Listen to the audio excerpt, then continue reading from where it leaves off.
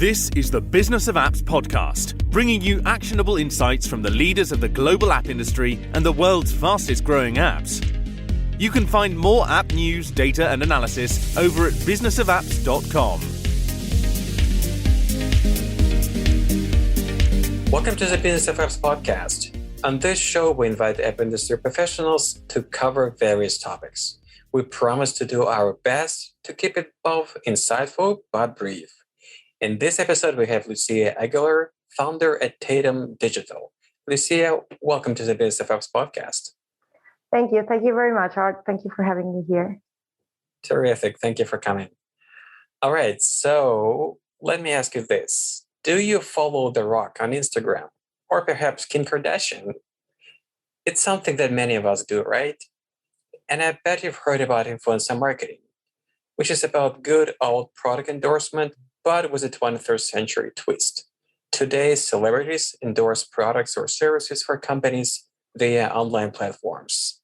Mobile apps are a big chunk of this business. And it's not only about super celebrities either. It goes like this. You open TikTok, you see a video of somebody you follow showing a cool makeup she just discovered, and then you realize it's something that you've been looking for, and you buy it. Boom. Congrats. A sale of the influencer marketing has just happened. Well, today Lucia will tell us about how influencer marketing can help you acquire users for your app.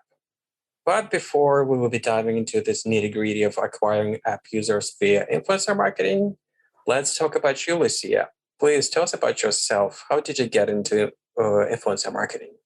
Well, thank you very much. So I was working 2014 at Unilever, and I was working in a detergent brand, and we were seeing that there was this girl on YouTube that she was cleaning the houses and teaching people how to clean. And she was really having a lot of organic traction, and she was amazing. So we decided to sponsor one of her videos. And then I did another position where we sponsor a lot of influencers to create content for Unilever with different Unilever brands for hair care products. It was called All Things Hair, where we launched the channel on YouTube to have a lot of influencers talking about Unilever products. Yeah. At that same moment, I was called by Hans Rafalf, one of the founders of Clue, a menstrual health app, and he proposed to me to move to the app business. So I was hired there to do all the influencer marketing strategy at the beginning. And we have huge success with Clue over 3.5 years, where me and my team took the company from 1 million monthly active users to 13 million monthly active users, mainly with influencer marketing. So that's how all started.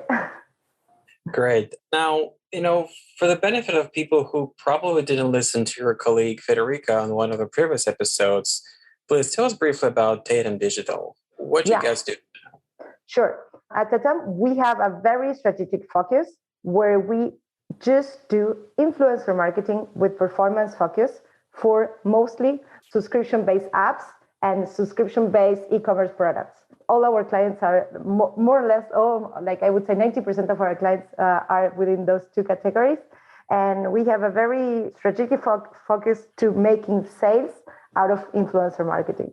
And we have been doing this for the last 2.5 years with great success, growing the company like crazy. So, yeah. Awesome. Is there any specific reason why you guys have chosen the subscription-based apps? I think they talk the same language as we do. They understand, or they need to have this understanding of the funnel, the understanding of how to optimize campaigns, the necessity to grow in a very sustainable way, and not just having downloads just because, but understanding what's your main KPI, how can we optimize it, and really converting into sales. Gotcha. You're on the same page with them, basically. Yeah.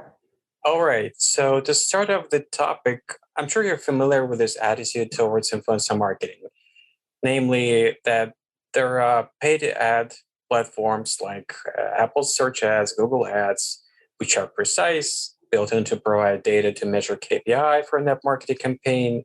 And then there's influencer marketing, basically no way to measure your ad campaign results except perhaps to just stop doing everything else and see the impact. What would you say to people who still think so? I think they're like 6 years behind.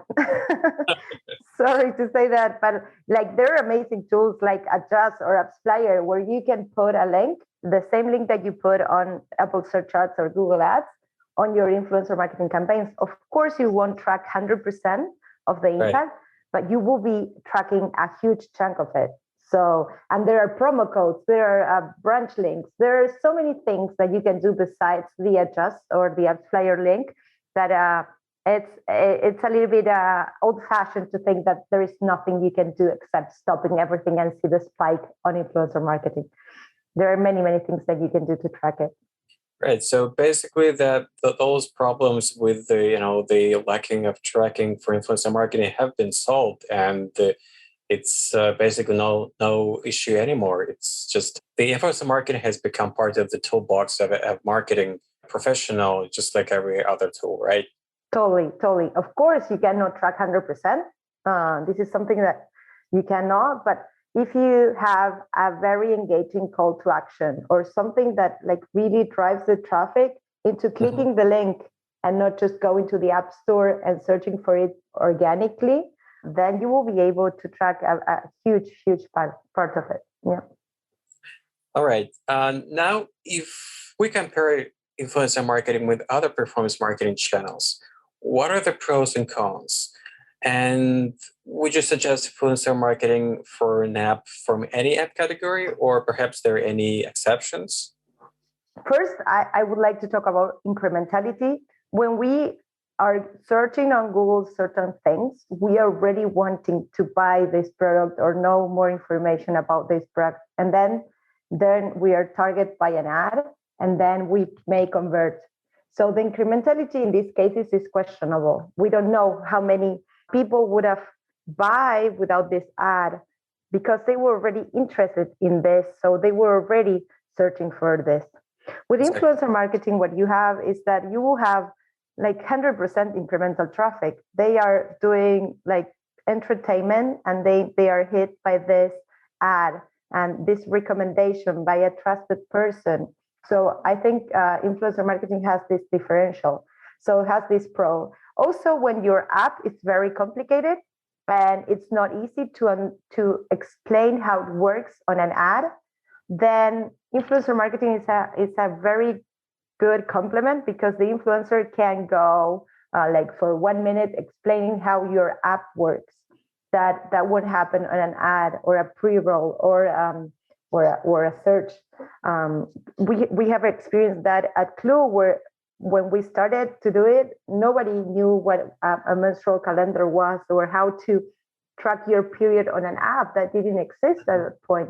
So we had to do a lot of educational work on YouTube to explain to the audience how the app worked and how to track and what were all the 25 or 23 different categories that they had at that point. For other clients, like for example, for Babbel, explaining that it's a language learning app, it's not that complicated. Everyone knows now that you can learn a language in an app.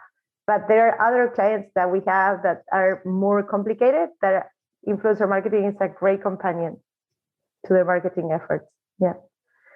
Right. So it goes like, even if you can create a set of videos to explain how your app works, it doesn't mean that you're necessarily being able to deliver the explanation, the language which the audience of the app needs. But with the influencer, because he has a great trust and understanding between him or her and their audience, they're easier for them to deliver that explanation, explaining exactly the way that people will be able to comprehend what the app does, right? Yeah, exactly. And also, great influencers are great content creators and communicators. So they have an ability to communicate better than the usual public, or they know how to like really degrain a very complex marketing brief into like common words. So yes. And so you've said that you've been working with the apps which has a paid model based on subscription. But in terms of categories, I suspect it's pretty broad spectrum, right? But perhaps there are any app category that you believe probably influencer marketing wouldn't work? Like, I don't know, e-commerce, social media, photo, video will be like the best case. But perhaps there is any category you can think of that may not work with the influencer marketing, or there aren't any? I haven't found them yet. We had so many different clients, and we have now, and we haven't found it yet. Like, for example, we did the whole strategy for Fishbrain.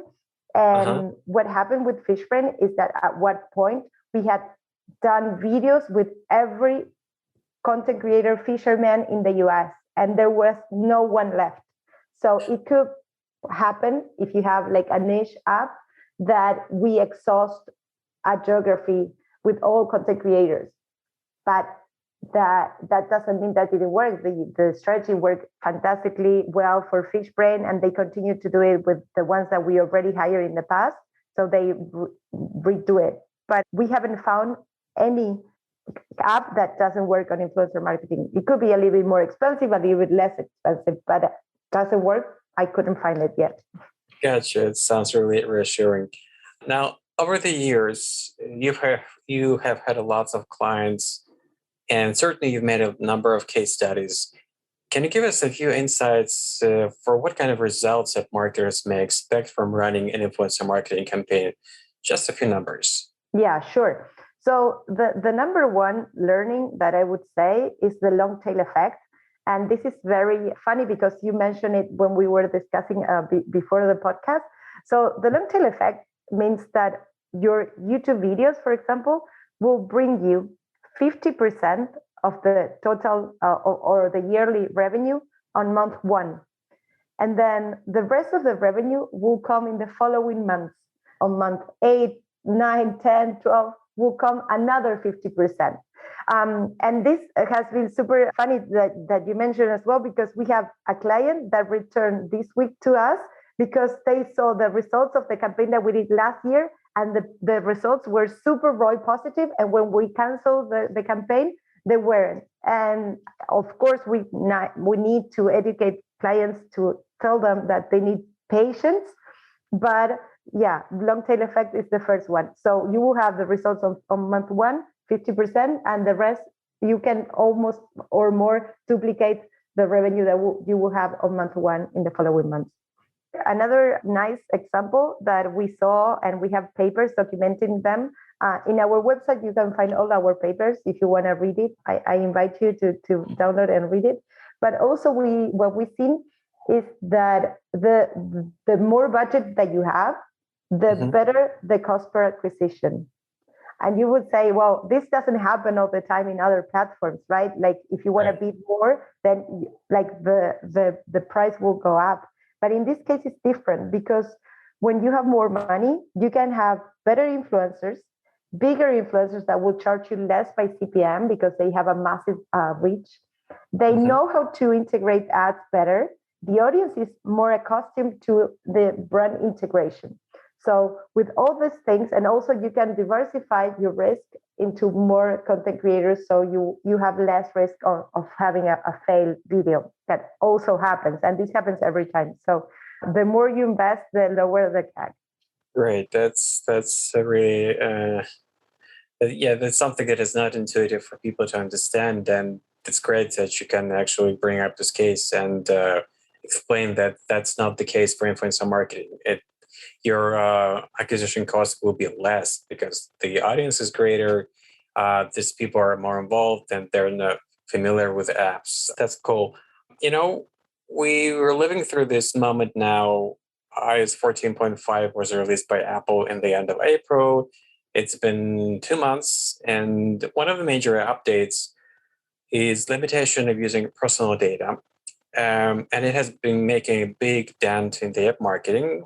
Just ask Facebook with its Facebook Audience Network platform, and they will tell you gladly how it's been influencing their operations.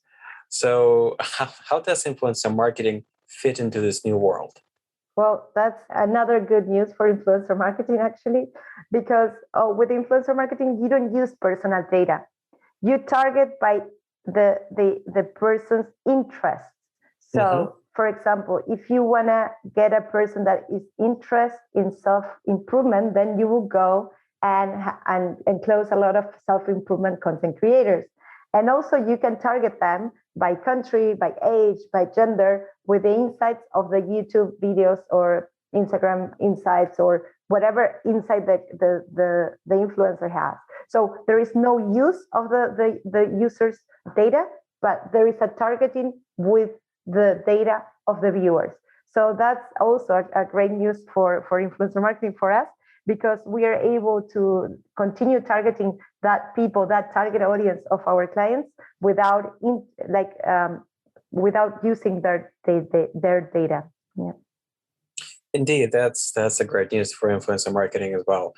You've been into influencer marketing for a number of years. From a user acquisition perspective, do you see now, and when I say now specifically, I mean last in this year, any significant changes in how marketers use this channel to acquire users?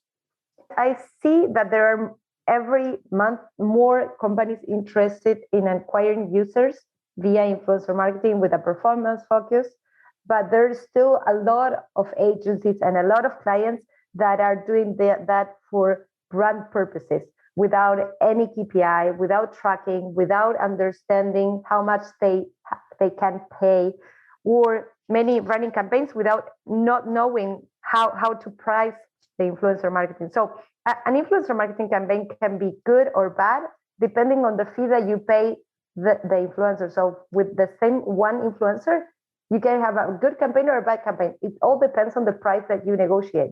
So knowing your funnel, knowing how you can convert on influencer marketing, and knowing how much, and like building a reverse funnel, knowing how much you can pay the influencer will give you the success of a campaign or the failure of a campaign.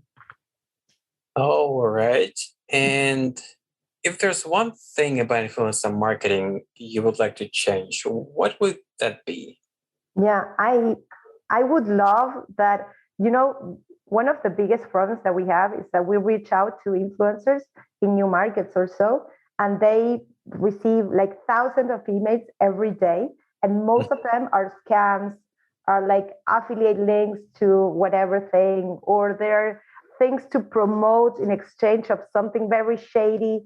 So I would like to have a communication line with influencers that it's more direct and it's more professional than just that these like public emails that they receive thousands of emails every day, because we come here with serious business and not like these spams or like shady transactions. So I would like to have a better communication flow with influencers across the world.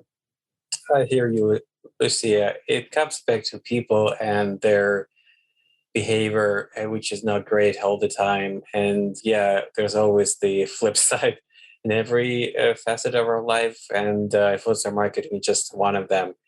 Yeah, you just have to be able to manage this shadow part better and make sure you stay away with your business from that part. But yeah, it's just inevitable. These people, where they are here, and they will be continue operating the market. It's just given. But yeah, I would like to make sure that this part is as small as possible. Yeah. All right. Now, when we're basically done with the major topic on the table, I have just a few more questions, which we at the show ask every guest to let the audience to know the people behind the company, behind the service, behind the agency a little bit better. And so here we go. Question number one. What smartphone do you have now? Have you been switching between iOS and Android, or staying one side all the time? Well, that's a great question. I have an iPhone 11, and I've been iPhone user for the last, I would say, 8 years or so. I tried to go to Android at one point, and the thing is, I haven't told you that, but I'm a content creator myself. I have a medium-sized Instagram account. I speak about finance and investment on Instagram. You can follow me as Luli Invierte in Spanish.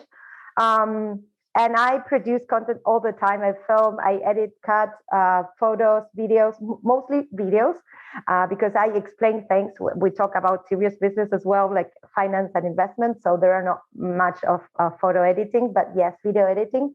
And I do like 13 things at the same time, multitasking all the time. And I found that the iPhone is much more robust than Android. And I had a very good Android. I had a Google phone, but it wasn't so strong for me to do many things at the same time, like editing videos and doing other things while the video has been editing. So I'm back to iPhone, and I'm super happy. And I don't see myself changing it soon. I see. So you know the influencer marketing from inside out because you're part of it. Yeah. All right, let's go back time. What was your first mobile phone? I had to search that because I don't recall. Like I think it was an Alcatel OT331.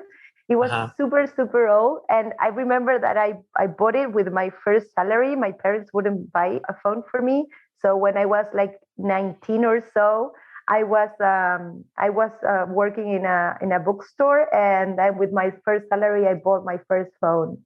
Yeah. Nice. All right. Back to present. Imagine you've left your smartphone at home. It happened. What would be the most missing feature for you? Well, I'm super phone dependent, but I would say the payment solutions. I don't take a wallet. I put everything on my phone, and I pay everything with my phone. So I don't have money on my pockets either. So if I left my phone at my house, I would definitely not have any money and no way to pay things outside my home. Got it. So Apple Pay all the time. Yes. All right. So what new app technologies are you most excited about? What kind of features you would like to see on your phone? It could be hardware, software.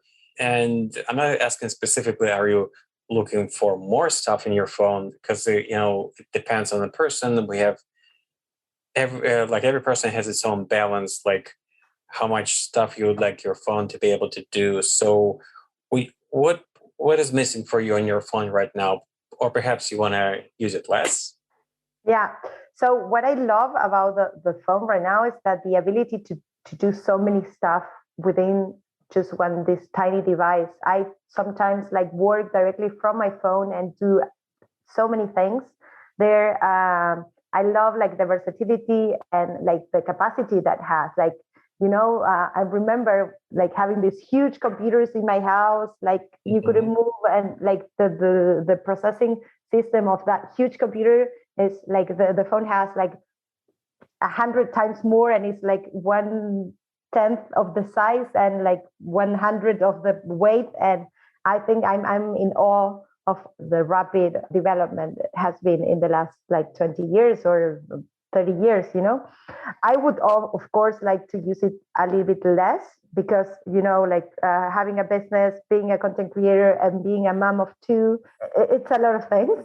And I'm sometimes a little bit too involved in my smartphone. I would love to use it less, but also when I take vacations, I normally put it in like plane mode, where I just take photos of my kids in the beach and stuff. So I have my rules in order to not be consumed by the phone. But yeah, sometimes, and I also like one feature that I like is that I put the phone to go to sleep at 9:30. So I cannot use it anymore. Then many nights, I just cancel that. But it's a good reminder that it's time to like turn it off. Yeah, indeed. Indeed, it's a great reminder. And it looks like the iOS 15 will have even more features along this direction, allowing us to manage our life and how much or how less we're using our smartphone on a daily basis. All right. Before I let you go, just very final question. How can people get in touch with you and get more information about what you do? Yeah, sure. So you can contact me at Lucia at TATAM.digital or on my website, TATAM.digital, or you can write me at my Instagram, Luli Invierte. That's in Spanish, but you can write me in any language. I will reply to, well, any language, no, but German, English, or Portuguese, or Spanish, and I will get back to you. Terrific. Thanks a lot for your time and coming on our podcast, Lucia. Thank you. Thank you very much for your invitation. It was lovely. Bye-bye. And Bye. Aguilar, founder at TATAM.digital. To listen to more episodes, subscribe to our podcast on iTunes, Spotify, Stitcher, Google Podcasts. Just search for Business of Apps and you will find us easily. We release episodes on Mondays, so subscribe and you'll be able to get new episodes on your smartphone, tablet, or computer as soon as we release them. And please don't forget to leave us a review and comment on iTunes. It is highly appreciated. And all episodes will also be available on businessofapps.com. Thank you for listening. See you next week. Thank you for listening to the Business of Apps podcast. For more, head on over to businessofapps.com.